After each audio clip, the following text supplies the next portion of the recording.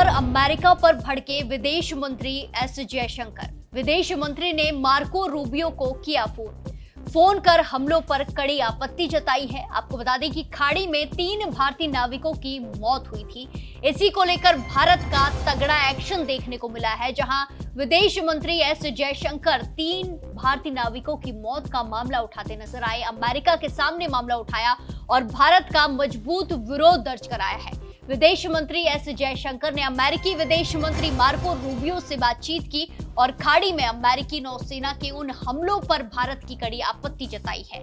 इस वक्त की बड़ी खबर आपको बताई जा रही है। इन घटनाओं को अस्वीकार्य बताते हुए जयशंकर ने कहा कि कमर्शियल शिपिंग को ऐसी कार्रवाई का शिकार नहीं बनाया जाना चाहिए। इस घटना से पूरे भारत में गुस्सा देखने को मिल रहा है। भारत ने अमेरिका को न केवल सुनाया है बल्कि कड़ा विरोध जताया है।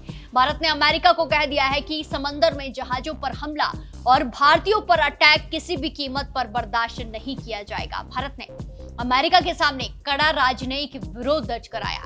अब उससे एक कदम आगे बढ़कर विदेश मंत्री एस जयशंकर ने सीधे अमेरिकी विदेश मंत्री मार्को रूबियो को फोन किया और साफ साफ कड़े लहजे में कहा कि समंदर में कमर्शियल जहाजों पर ऐसे घातक हमले कहीं से भी न्याय संगत नहीं है। इसको लेकर उन्होंने मार्को रूबियो का नाम लेकर एक्स पर भी पोस्ट किया है और लिखा, आज शाम अमेरिकी विदेश मंत्री मार्को रूबियो से बात की गई है। खाड़ी में अमेरिकी नौसेना के हमले में 3 भारतीय नाविकों की मौत पर भारत की कड़ी आपत्ति दोहराई गई। वाणिज्यिक जहाजों पर ऐसे घातक हमले न्याय संगत नहीं है। इन घटनाओं को अस्वीकार्य बताते हुए एस जयशंकर ने कहा कि कमर्शियल शिपिंग को ऐसी कार्रवाई का शिकार नहीं बनाया जाना चाहिए।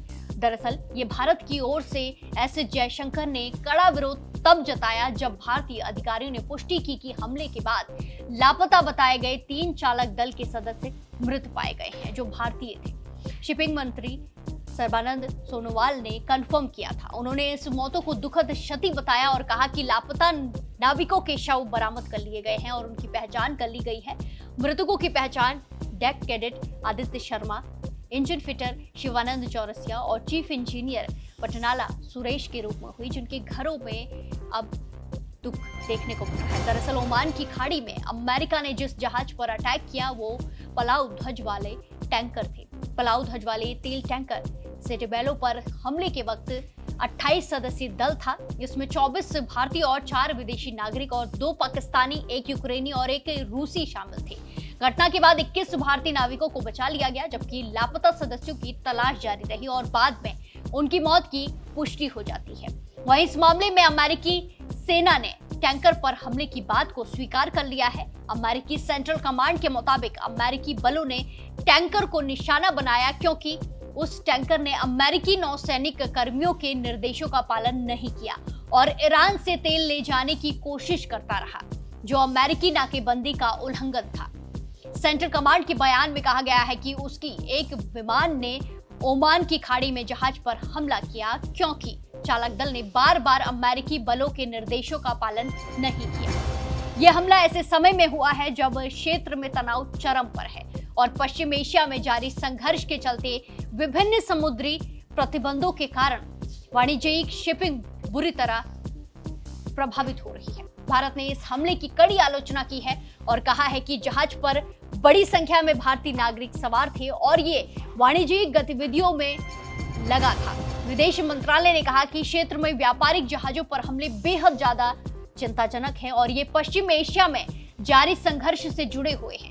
विदेश मंत्रालय ने कहा कि क्षेत्र में शिपिंग पर हमले के बाद चिंताजनक है। ये पूरी जो बात है वो चिंताजनक है और क्षेत्र में जारी संघर्ष का सीधा परिणाम है। हम तत्काल तनाव कम करने की अपील दोहराते हैं।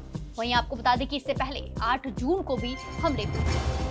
मारिवेक्स और 11 जून को जलवीर नामक जहाज पर भी हमले हुए थे। इन दोनों घटनाओं में 40 से ज्यादा भारतीय नाविकों की जान जोखिम में पड़ी थी, जिसको देखकर अंदाजा लगाया जा सकता है। तो कुल मिलाकर विदेश मंत्री एस जयशंकर की इस सख्त प्रतिक्रिया ने साफ कर दिया है कि भारत अब अपने नागरिकों की सुरक्षा और इसी के साथ साथ समुद्री व्यापारिक जहाजों पर होने वाले हमलों को लेकर किसी भी तरह की लापरवाही बर्दाश्त नहीं करेगा, सीधा जवाब देगा। 3 भारतीय नाविकों की मौत के बाद भारत ने अमेरिका के सामने अपना कड़ा विरोध दर्ज कराया है, जो जरूरी भी था और साफ संदेश दिया है कि अंतर्राष्ट्रीय जल क्षेत्र में कमर्शियल शिपिंग की सुरक्षा से कोई समझौता नहीं हो सकता। अब सबकी नजरें इस बात पर टिकी हैं कि इस पूरे मामले पर अमेरिका क्या कुछ जवाब देता है और भविष्य में ऐसी घटनाओं को रोकने के लिए क्या कुछ कदम उठाए जाते हैं। लेकिन अभी भी एक सवाल है कि जो भारतीय नागरिकों की जान गई है, नाविकों की जान गई है, उसकी कीमत कौन चुकाएगा। 3 परिवारों ने अपने बच्चों को खोया है। ऐसे में ये सवाल है, भारत में काफी ज्यादा इसको लेकर गुस्सा देखने को मिल रहा है। आगे इसमें क्या कुछ अपडेट होता है आपको बताते रहेंगे। बाकी तमाम देश और दुनिया की खबरों के लिए जुड़े रहिए दैनिक जागरण के साथ। नमस्कार।